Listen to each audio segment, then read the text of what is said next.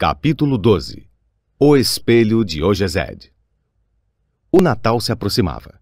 Certa manhã, em meados de dezembro, Hogwarts acordou coberta com mais de 1 metro de neve. O lago congelou e os gêmeos Weasley receberam castigo por terem enfeitiçado várias bolas de neve, fazendo-as seguir Quirrell aonde ele ia e quicarem na parte de trás do seu turbante. As poucas corujas que conseguiam se orientar no céu tempestuoso para entregar correspondência tinham de ser tratadas por Hagrid para recuperar a saúde antes de voltarem a voar. Todos mal aguentavam esperar as férias de Natal. E embora a sala comunal da Grifinória e o salão principal tivessem grandes fogos nas lareiras, os corredores varridos por correntes de ar tinham se tornado gélidos e um vento cortante sacudia as janelas das salas de aulas. As piores eram as aulas do professor Snape, nas masmorras, onde a respiração dos alunos virava uma névoa diante deles e eles procuravam ficar o mais próximo possível dos seus caldeirões. "Tenho tanta pena", disse Draco Malfoy na aula de poções, "dessas pessoas que têm que passar o Natal em Hogwarts porque a família não as quer em casa." Olhou para Harry ao dizer isso. Crabbe e Goyle riram. Harry, que estava medindo o pó de espinha de peixe-leão, não lhes deu atenção. Malfoy andava muito mais desagradável do que de costume desde a partida de quadribol. Aborrecido porque Sonserina perdera, tentara fazer as pessoas rirem dizendo que um sapo iria substituir Harry como apanhador no próximo jogo. Então percebeu que ninguém achara graça, porque estavam todos muito impressionados com a maneira com que Harry conseguira se segurar na vassoura corcoviante. Por isso, Draco, invejoso e zangado, voltara a aperrear Harry dizendo que não tinha família como os outros. Era verdade que Harry não ia voltar à Rua dos Alfeneiros para o Natal. A professora Minerva passara a semana anterior fazendo uma lista dos alunos que iam ficar em Hogwarts no Natal e Harry assinara seu nome na mesma hora. Não sentia nenhuma pena de si mesmo. Provavelmente, aquele seria o melhor Natal que já tivera. Rony e os irmãos também iam ficar, porque o senhor e a senhora Weasley iam à Romênia visitar Carlinhos. Quando deixaram as masmorras ao final da aula de poções, encontraram um grande tronco de pinheiro bloqueando o corredor à frente. 2 pés enormes que apareciam por baixo do tronco e alguém bufando alto denunciou a todos que Hagrid estava por trás dele. "Oi, Rúbio, quer ajuda?" perguntou Rony, metendo a cabeça por entre os ramos. "Não, estou bem, obrigado, Rony." "Você se importaria de sair do caminho?" Ouviu-se a voz arrastada e seca de Draco atrás deles. "Está tentando ganhar uns trocadinhos, Weasley? Vai ver, quer virar guarda-caça quando terminar Hogwarts. A cabana de Rúbio deve parecer um palácio, comparada ao que sua família está acostumada." Rony avançou para Draco justamente na hora em que Snape subia as escadas. "Weasley!" Rony largou a frente das vestes de Draco. "Ele foi provocado, professor Snape", explicou Hagrid, deixando aparecer por trás da árvore a cara peluda. "Draco ofendeu a família dele." "Seja por que for, brigar é contra o regulamento de Hogwarts, Hagrid", disse Snape insinuante. 5 pontos a menos para a Grifinória, Weasley, e dê graças a Deus por não ser mais. Agora vamos andando, todos vocês." Draco, Crabbe e Goyle passaram pela árvore com brutalidade, espalhando folhas para todo lado com sorrisos nos rostos. "Eu pego ele", prometeu Rony, rilhando os dentes às costas de Draco. "Um dia desses, eu pego ele." "Odeio os dois", disse Harry, "Draco e Snape." "Vamos, ânimo, o Natal está aí", disse Hagrid. "Vou lhes dizer o que vamos fazer. Venham comigo ver o salão principal. Está lindo." Então, os 3 acompanharam Hagrid e sua árvore até o salão principal, onde a professora Minerva e o professor Flitwick estavam trabalhando na decoração para o Natal. "Ah, Hagrid, a última árvore. Ponha naquele canto ali, por favor." O salão estava espetacular. Festões de azevinho e visco pendurados a toda a volta das paredes e nada menos que 12 enormes árvores de Natal estavam dispostas pelo salão, umas cintilando com cristais de neve, outras iluminadas por centenas de velas. "Quantos dias ainda faltam até as férias?" perguntou Hagrid. "1", respondeu Hermione. "Ah, isso me lembra. Harry, Rony, falta meia hora para o almoço. Devíamos estar na biblioteca." E é mesmo, disse Rony, despregando os olhos do professor Flitwick, que fazia sair bolhas azuis da ponta da varinha e as levava para cima dos galhos da árvore que acabara de chegar. Biblioteca? Espantou-se Hagrid, acompanhando-os para fora da sala. Na véspera das férias? Não estão estudando demais? Ah, não estamos estudando, respondeu Harry, animado. Desde que você mencionou o Nicolau Flamel, estamos tentando descobrir quem ele é. Vocês o quê? Hagrid parecia chocado. Ouçam aqui, já disse a vocês, parem com isso. Não é da sua conta o que o cachorro está guardando. Só queremos saber quem é Nicolau Flamel, só isso, falou Hermione. A não ser que você queira nos dizer e nos poupar o trabalho, acrescentou Harry. Já devemos ter consultado uns 100 livros e não o encontramos em lugar nenhum. Que tal nos dar uma pista? Sei que já li o nome dele em algum lugar. Não digo uma palavra, respondeu Hagrid decidido. Então vamos ter que descobrir sozinhos, disse Rony, e saíram depressa para a biblioteca, deixando Hagrid desapontado. Andavam realmente procurando o nome de Flamel nos livros desde que Hagrid deixara escapá-lo, porque de que outra maneira iam descobrir o que Snape estava tentando roubar? O problema é que era muito difícil saber por onde começar, sem saber o que Flamel poderia ter feito para aparecer em um livro. Não se encontrava em grandes sábios do século XX, nem em nomes notáveis da mágica do nosso tempo. Não era encontrável tampouco em importantes descobertas modernas da magia, nem em um estudo dos avanços recentes na magia. E, é claro, havia também o tamanho da biblioteca em si, dezenas de milhares de livros, milhares de prateleiras, centenas de corredores estreitos. Hermione puxou uma lista de assuntos e títulos que decidira pesquisar, enquanto Rony se dirigiu a uma carreira de livros e começou a tirá-los da prateleira aleatoriamente. Harry vagou até a seção reservada. Vinha pensando há algum tempo se Flamel não estaria ali. Infelizmente, o estudante precisava de um bilhete assinado por um professor para consultar qualquer livro reservado e ele sabia que nenhum jamais lhe daria o bilhete. Eram livros que continham poderosa magia negra, jamais ensinada em Hogwarts e somente lida por alunos mais velhos que estudavam no curso avançado de defesa contra a magia negra. O que é que você está procurando, menino? Nada, disse Harry. Madame Pince, a bibliotecária, apontou-lhe um espanador de penas. Então é melhor sair daqui? Vamos, fora! Desejando ter sido um pouco mais rápido em inventar alguma história, Harry saiu da biblioteca. Ele, Rony e Hermione já tinham concordado que era melhor não perguntar a Madame Pince onde poderiam encontrar Flamel. Tinham certeza de que ela saberia informar, mas não podiam arriscar que Snape ouvisse o que andavam tramando.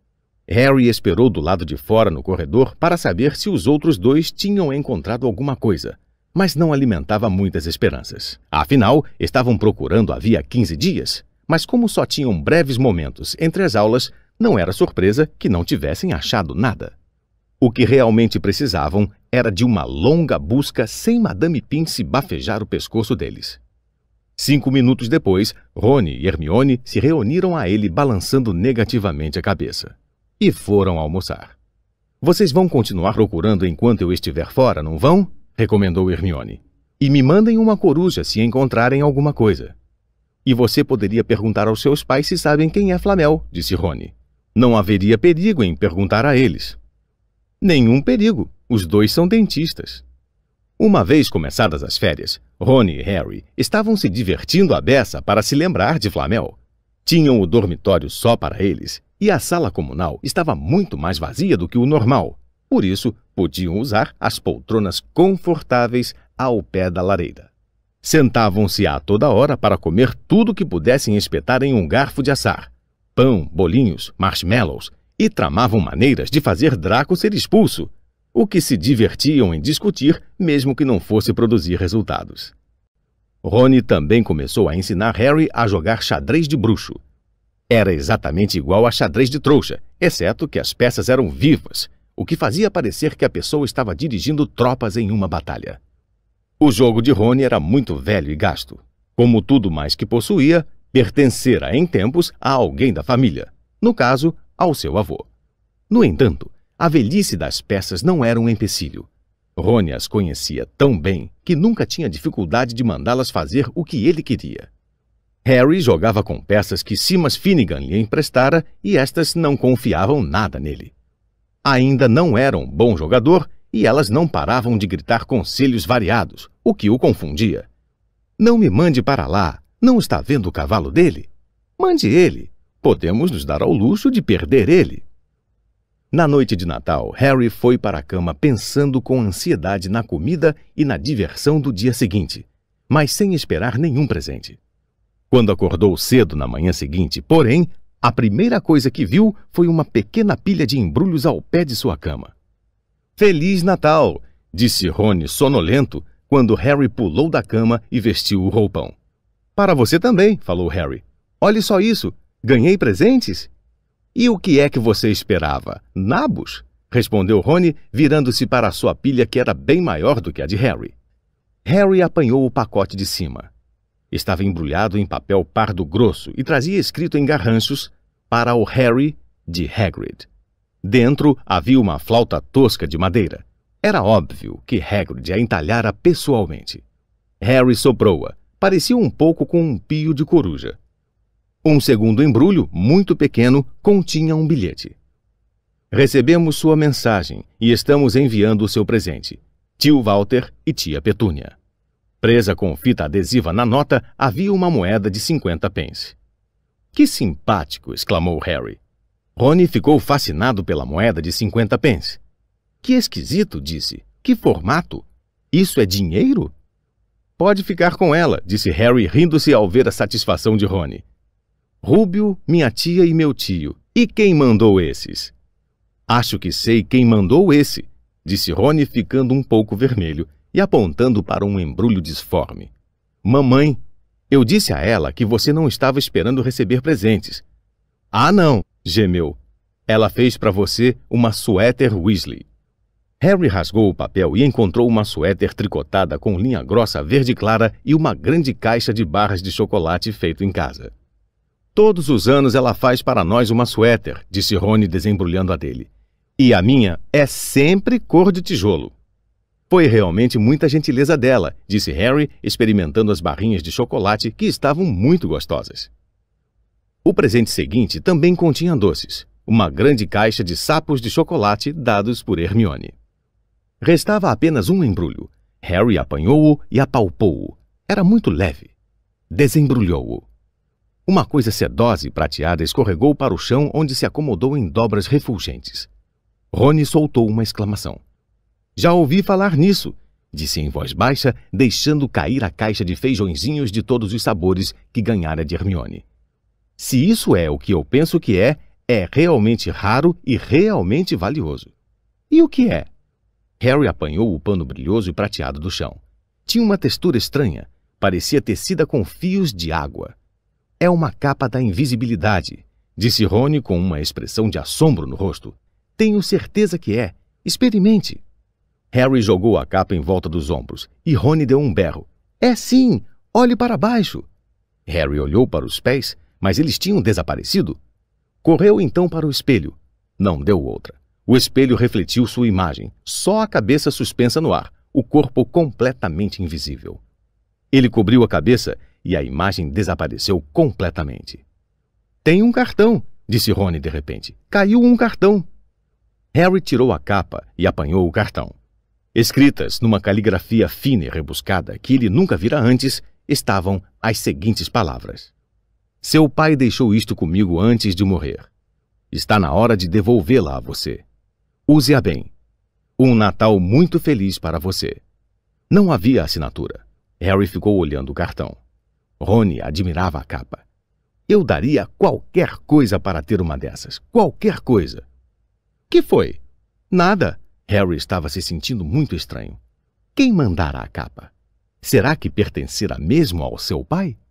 Antes que pudesse dizer ou pensar qualquer outra coisa, a porta do dormitório se escancarou e Fred e George Weasley entraram aos pulos. Harry rapidamente deu um sumiço na capa. Por ora, não tinha vontade de compartilhá-la com mais ninguém. Feliz Natal! Ei, olhe só, o Harry ganhou uma suéter Weasley também. Fred e George estavam usando suéteres azuis, uma com um grande F, a outra com um J. Mas a do Harry é melhor do que a nossa, comentou Fred, erguendo a suéter de Harry. Ela com certeza capricha mais se a pessoa não é da família. Por que você não está usando a sua? Perguntou George. Vamos, vista logo, elas são ótimas e quentes. Detesto cor de tijolo, lamentou-se Rony, desanimado enquanto vestia a suéter. Pelo menos você não tem uma letra na sua, comentou George. Ela deve pensar que você não esquece o seu nome. Mas nós não somos burros, sabemos que nos chamamos Shred e Forge. Que barulheira é essa? Percy Weasley meteu a cabeça para dentro da porta com um olhar de censura. Era visível que já desembrulhara metade dos seus presentes, porque trazia também uma suéter grossa pendurada no braço que Fred logo agarrou. M de monitor! Vista logo, Percy, todos estamos usando as nossas, até Harry ganhou uma. Eu não quero, disse Percy com a voz embargada, enquanto os gêmeos forçavam a suéter por sua cabeça, entortando seus óculos. E você hoje não vai se sentar com os monitores, disse George. Natal é uma festa de família. E os dois carregaram Percy para fora do quarto, com os braços presos dos lados pela suéter. Harry nunca tivera em toda a vida um almoço de Natal igual àquele. 100 perus gordos assados, montanhas de batatas assadas e cozidas, travessas de salsichas, terrinas de ervilhas passadas na manteiga, molheiras com uva do monte em molho espesso e bem temperado e, a pequenos intervalos sobre a mesa, pilhas de bombinhas de bruxo. Essas bombinhas fantásticas não se pareciam nada com as bombinhas fracas dos trouxas que os Dursley em geral compravam, cheias de brinquedinhos de plástico e chapéus de papel fino. Harry puxou a ponta de uma bombinha de bruxo com Fred e ela não deu apenas um estalinho. Ela explodiu com o ruído de um canhão e envolveu-os em uma nuvem de fumaça azul, enquanto caíam de dentro um chapéu de almirante e vários camundongos brancos, vivos. Na mesa principal, Dumbledore tinha trocado o chapéu de bruxo por um toucado florido e ria alegremente de uma piada que o professor Flitwick acabara de ler para ele. Pudins de Natal flamejantes seguiram-se ao peru. Percy quase quebrou os dentes em uma foice de prata que estava escondida em sua fatia. Harry observava o rosto de Hagrid ficar cada vez mais vermelho à medida que pedia mais vinho e acabou beijando a bochecha da professora Minerva, a qual, para espanto de Harry, rira e corara, o chapéu de bruxa enviesado na cabeça. Quando Harry finalmente saiu da mesa, estava levando uma montanha de brinquedos das bombinhas, inclusive uma embalagem de balões luminosos e não explosivos, um kit para cultivar capixingui, a planta símbolo de Hogwarts, e um jogo de xadrez de bruxo. Os camundongos brancos tinham desaparecido e Harry teve a desagradável sensação de que eles iam acabar virando jantar de Natal para Madame Norra. Harry e os Weasley passaram uma tarde muito alegre, ocupados em uma furiosa guerra de bolas de neve. Depois, frios, molhados e ofegantes, voltaram para junto da lareira na sala comunal de Grifinória, onde Harry estreou o seu novo jogo de xadrez, perdendo espetacularmente para Rony. Suspeitou que não teria levado uma surra tão grande se Percy não tivesse tentado ajudá-lo tanto. Depois de lancharem sanduíches de peru, bolinhos, gelatina e bolo de frutas, todos se sentiram demasiado fartos e sonolentos para fazer outra coisa senão sentar e assistir a Percy correr atrás de Fred e George por toda a torre de Grifinória, porque eles tinham furtado seu crachá de monitor. Fora o melhor Natal da vida de Harry. No entanto, no fundinho da cabeça, alguma coisa o incomodara o dia inteiro. Somente quando finalmente se deitou é que teve tempo para pensar nela. A capa invisível e a pessoa que a mandara. Rony, cheio de peru e bolo e sem nenhum mistério para perturbá-lo, caiu no sono assim que puxou as cortinas de sua cama de dócil. Harry debruçou-se pela borda da cama e puxou a capa que escondera ali. Do seu pai. Aquilo fora do seu pai. Ele deixou o tecido escorregar pelas mãos, mais macio do que seda, leve como o ar. Use-a bem, dissera o cartão. Tinha de experimentá-la agora. E saiu da cama e se enrolou na capa. Olhando para as pernas, viu apenas o luar e as sombras. Era uma sensação muito engraçada. Use-a bem. De repente, Harry se sentiu completamente acordado. Toda a Hogwarts se abria para ele com esta capa. Sentiu-se tomado de excitação, em pé, ali, na escuridão silenciosa. Podia ir a qualquer lugar com a capa, qualquer lugar, e Filch jamais saberia. Rony resmungou adormecido. Será que Harry devia acordá-lo? Alguma coisa o deteve. A capa do seu pai. Sentiu que desta vez, a primeira, queria usá-la sozinho. E saiu sorrateiro do dormitório. Desceu as escadas, atravessou a sala comunal e passou pelo buraco do retrato. Quem está aí? Perguntou esganiçada a mulher gorda. Harry não respondeu. Saiu depressa pelo corredor. Onde deveria ir? Parou, o coração acelerado, e pensou. Então lhe ocorreu. A seção reservada na biblioteca.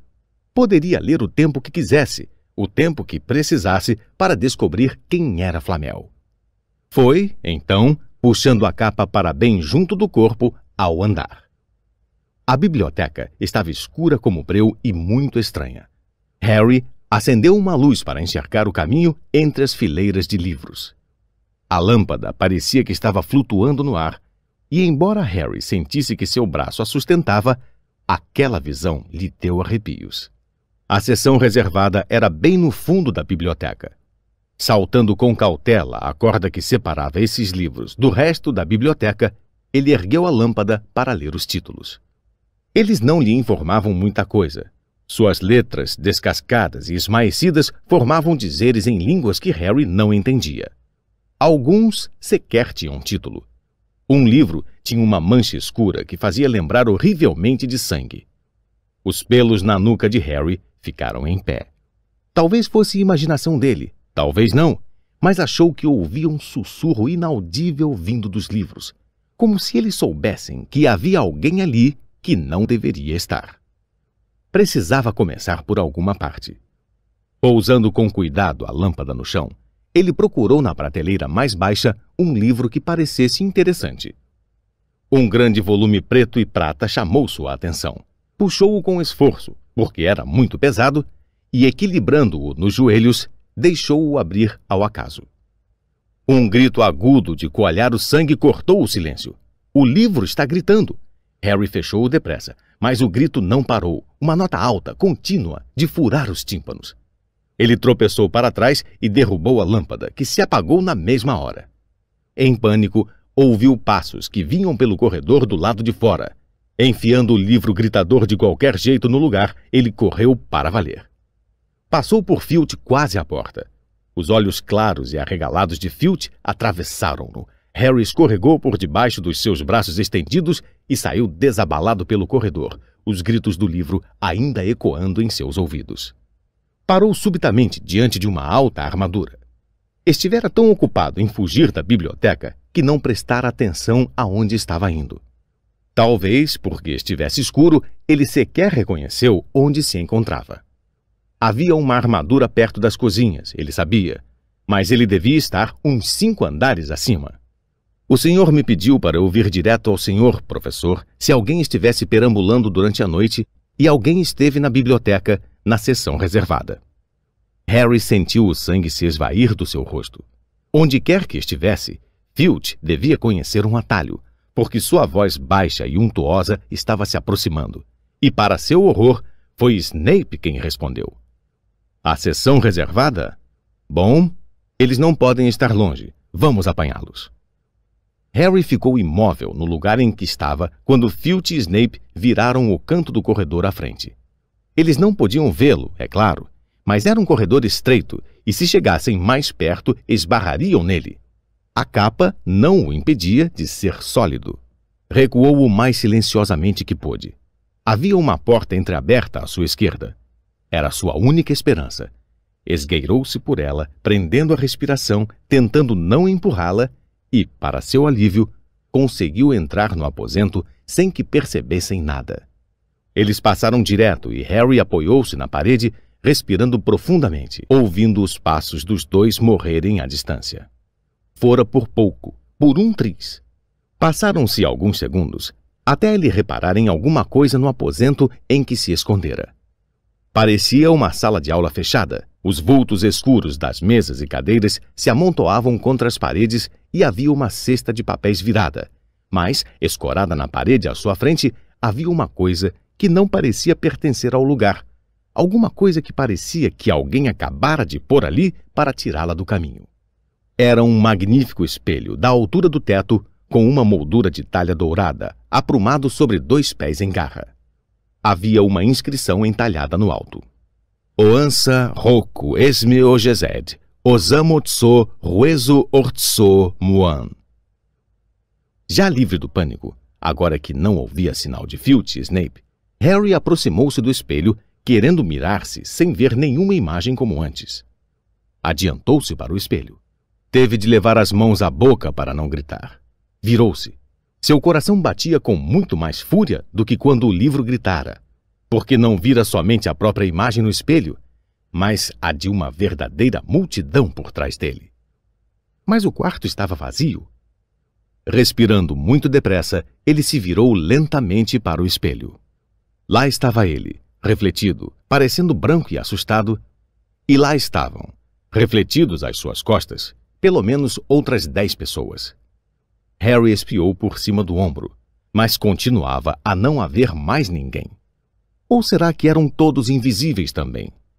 Será que estava de fato em um aposento cheio de gente invisível e o truque desse espelho é que ele refletia tudo, invisível ou não? Olhou para o espelho outra vez. Uma mulher parada logo atrás de sua imagem sorria e lhe acenava. Ele esticou a mão e sentiu o ar atrás dele. Se ela estivesse realmente ali, ele a tocaria, pois suas imagens estavam muito próximas, mas ele pegou apenas ar. Ela e os outros só existiam no espelho. Era uma mulher muito bonita. Tinha cabelos a caju e os olhos. Os olhos são iguaizinhos aos meus, Harry pensou, acercando-se um pouco mais do espelho. Verde vivo, exatamente do mesmo formato. Mas então reparou que ela estava chorando, sorrindo, mas chorando ao mesmo tempo. O homem alto, magro, de cabelos negros, parado ao lado dela, abraçou-a. Usava óculos e seu cabelo era muito rebelde, espetava na parte de trás, como o de Harry. Harry estava tão perto do espelho agora que seu nariz quase encostava em sua imagem. "Mamãe?" murmurou. "Papai?" Eles apenas olharam para ele sorrindo. E lentamente Harry olhou para os rostos das outras pessoas no espelho e viu outros pares de olhos verdes iguais aos seus. Outros narizes como o seu. Até mesmo um velhote que parecia ter os mesmos joelhos ossudos que ele. Harry estava olhando para sua família pela primeira vez na vida. Os Potter sorriram e acenaram para Harry, e ele retribuiu o olhar carente, as mãos comprimindo o espelho como se esperasse entrar por dentro dele e alcançá-los. Sentiu uma dor muito forte no peito, em que se misturavam a alegria e uma terrível tristeza. Quanto tempo esteve parado ali, ele não sabia. As imagens não esmaeceram e ele continuou mirando-as até que um ruído distante o trouxe de volta ao presente. Não podia ficar ali. Tinha de encontrar o caminho de volta para a cama. Com esforço, desviou os olhos do rosto de sua mãe, sussurrando: "Eu volto", e saiu depressa do aposento. "Você podia ter me acordado", falou Rony aborrecido. "Você pode vir hoje à noite. Vou voltar. Quero lhe mostrar o espelho." "Eu gostaria de ver sua mãe e seu pai", disse Rony animado. "E eu quero ver toda a sua família, todos os Weasley. Você vai poder me mostrar os seus outros irmãos e todo mundo. Você pode vê-los a qualquer hora. É só vir à minha casa neste verão. Em todo caso, talvez o espelho só mostre gente morta. Mas é uma pena você não ter achado o Flamel. Como um pouco de bacon ou outra coisa qualquer. Por que é que você não está comendo nada?" Harry não conseguia comer. Vira os pais e iria vê-los de novo à noite. Quase se esquecera de Flamel. Já não lhe parecia tão importante. Quem ligava para o que o cachorro de 3 cabeças estava guardando? Quem ligava realmente se Snape fosse roubar a coisa? "Você está bem?" perguntou Rony. "Está com uma cara tão estranha." O que Harry mais temia era não conseguir encontrar o aposento do espelho outra vez. Com Rony coberto pela capa também, eles tiveram de andar muito mais devagar na noite seguinte. Tentaram refazer o caminho de Harry ao sair da biblioteca, andando a esmo pelos corredores escuros durante quase 1 hora. Estou falando, disse Rony. Vamos esquecer tudo e voltar. Não, sibilou Harry. Sei que é em algum lugar por aqui. Passaram pelo fantasma de uma bruxa alta que deslizava na direção oposta, mas não viram mais ninguém. Na hora em que Rony começou a reclamar que seus pés estavam dormentes de frio, Harry identificou a armadura. É aqui. Logo aqui. É. Eles empurraram a porta. Harry deixou cair a capa dos ombros e correu para o espelho. Lá estavam eles. Sua mãe e seu pai sorriram ao vê-lo. Está vendo? Harry cochichou. Não consigo ver nada. Olhe. Olhe eles todos. Ali, montes deles. Só consigo ver você. Olhe direito, vamos. Fique aqui onde eu estou. Harry deu um passo para o lado, mas com Rony diante do espelho, não conseguiu mais ver sua família. Apenas Rony com seu pijama de lã escocesa. Rony, porém, estava mirando a própria imagem, petrificado. Olhe só para mim, exclamou. Você está vendo toda a sua família à sua volta? Não, estou sozinho, mas estou diferente. Pareço mais velho e sou o chefe dos monitores. O quê? Estou usando um crachá igual ao do Gui. E estou segurando a taça das casas e a taça de quadribol. Sou o capitão do time de quadribol também. Rony despregou os olhos dessa visão magnífica para olhar excitado para Harry. Você acha que esse espelho mostra o futuro? Como pode mostrar? A minha família está toda morta. Me deixe dar outra espiada. Você teve o espelho só para você a noite passada. Me deixe olhar mais um pouco. Você só está segurando a taça de quadribol. Que interesse tem isso? Eu quero ver os meus pais. Não me empurre. Um ruído repentino do lado de fora no corredor pôs fim à discussão dos dois. Não tinham se dado conta de como estavam falando alto. Depressa! Rony atirou a capa de volta para cobri-los na hora que os olhos luminosos de Madame Norra apareceram à porta. Rony e Harry ficaram imóveis, ambos pensando a mesma coisa. Será que a capa fazia efeito para os gatos? Passado um tempo que pareceu uma eternidade, ela se virou e foi embora. Isto é perigoso. Ela pode ter ido buscar o Filch. Aposto que nos ouviu. Vamos! E Rony puxou Harry para fora do quarto. A neve ainda não derretera na manhã seguinte. Quer jogar xadrez, Harry? Convidou Rony. Não. Por que não descemos para visitar Rúbio? Não, vai você. Sei o que é que você está pensando, Harry, naquele espelho. Não volte lá hoje à noite. Por que não? Não sei. Estou com uma intuição ruim. E de qualquer forma, você já escapou por um triz muitas vezes demais. Filch, Snape e Madame Norra estão andando por lá. E daí se eles não conseguem ver você? E se esbarrarem em você? E se você derrubar alguma coisa? Você está falando igual a Hermione. Estou falando sério, Harry. Não vai, não. Mas Harry só tinha um pensamento na cabeça. Voltar para a frente do espelho. E Rony não ia detê-lo. Naquela terceira noite, ele encontrou o caminho ainda mais rapidamente do que nas anteriores. Andava tão depressa que sabia que estava fazendo mais barulho do que seria sensato, mas não encontrou ninguém. E lá estavam sua mãe e seu pai sorrindo de novo para ele. E um dos seus avós acenava feliz com a cabeça. Harry se abaixou para sentar no chão diante do espelho. Não havia nada que pudesse impedi-lo de ficar ali a noite inteira com a família. Nada. A não ser... Então, outra vez aqui, Harry?